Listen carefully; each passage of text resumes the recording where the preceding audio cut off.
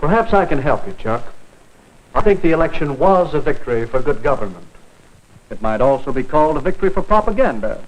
But that would have been equally true if our opponent had won. But how can you study it? Well, you can begin by investigating the techniques of propaganda. Here, I've listed some of the main ones. Glittering generalities? What is a glittering generality? That headline you were quoting, a victory for good government. Good government is a phrase we use many times during the campaign. We said the mayor stood for good government and promised good government. But it's true, isn't it? What's true?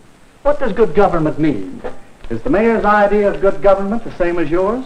I see. It's a glittering generality. One of the best. There's another. Yes. And why do you suppose our opponents chose that phrase? I guess because everybody likes a real American. Right. And they wanted to transfer that liking for a real American to Mr. Butler.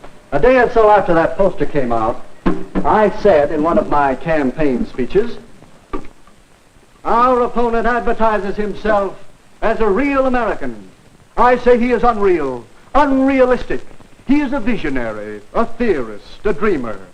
He is so thirsty for public office that like a weary traveler in the desert, he sees a mirage, and he is trying to sell it to you as real. There. Now what would you call that? That's name-calling, visionary, theorist, dreamer. That's right. And those are very polite names. For my collection of propaganda materials, I've made a special record of part of one of Mr. Butler's radio speeches. Mayor Cooper asks that he be judged by his performance in office. Very well. Let's ask him who was mayor when the municipal waterworks fell into such a state of disrepair that the whole town was without water for 2 days. Let's ask him. But no, let's not. It might embarrass him. That's what we call card stacking.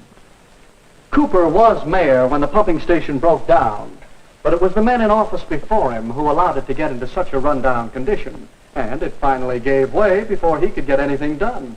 And card stacking is choosing some facts and leaving out others and arranging them to suit your purpose.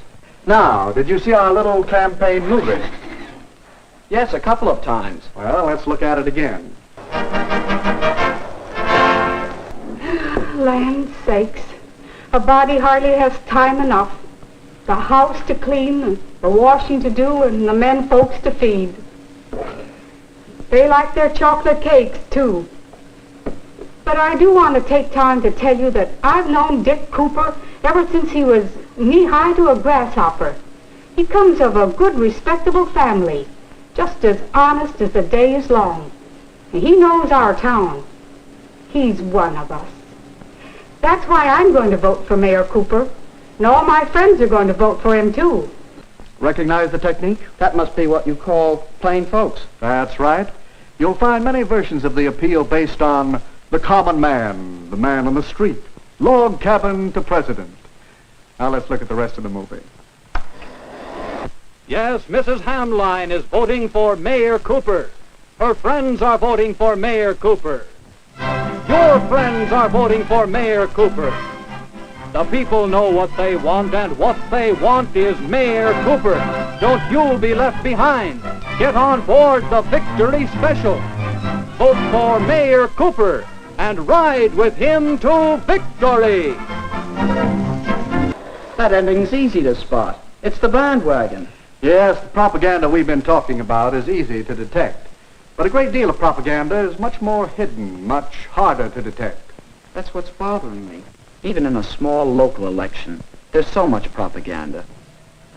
That poster, a real American, it uses a transferred device. Does that mean it isn't true? Not necessarily. Evaluating propaganda isn't that simple. Recognizing the technique is one step. Another step is to know the purpose. What is the purpose here? That's easy. To get people to vote for Butler. Yes, to persuade people that Butler is the better man, to move them to vote for him. In short, to sell Mr. Butler to the voters. You'll find that the purpose of most propaganda is to persuade people to believe something, to do something, or to buy something. All right. But it still doesn't answer my question. No. Your next step, and it's a big one, is to get the facts.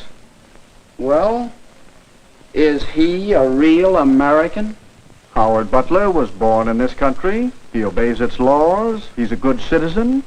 Yes, he is a real American. The same can be said for Richard Cooper. So ask yourself whether the facts support the purpose.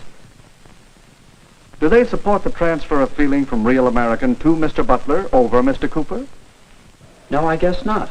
Well, that's your fourth step. Weigh the facts against the purpose and the technique. I think I understand. To know whether propaganda is good or not, whether it's true or not, I should know the purpose, recognize the technique, get the facts, and judge the purpose and technique by the facts. But when you want the facts about live political battle, don't come to a campaign manager. I might do it at that. But I will also go and see your opposition. Well, that's all right. Whenever you're tracking down propaganda, get as many different points of view as you can. Do you know something? What? I think that it might be interesting to make a really serious study of propaganda. I find it interesting, and there's plenty to study. Here I have just a few of the many books on the subject. You can read them. You can keep your eyes and ears open for little bits of propaganda. And, of course, you can study whole propaganda campaigns. Here are a few on which I've been gathering material. Hitler and Nazi Germany had a campaign of propaganda that ran over many years. Then there's a wealth of propaganda to study on the subject of Russia and communism.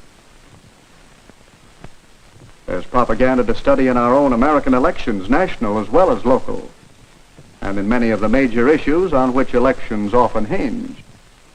Well, if I don't learn about propaganda, it won't be because there's no way to study it. That's right, Chuck. Remember the techniques of propaganda, and use the procedure we out is a powerful force. So powerful that your study of propaganda is important not only to you, but to me and to the world.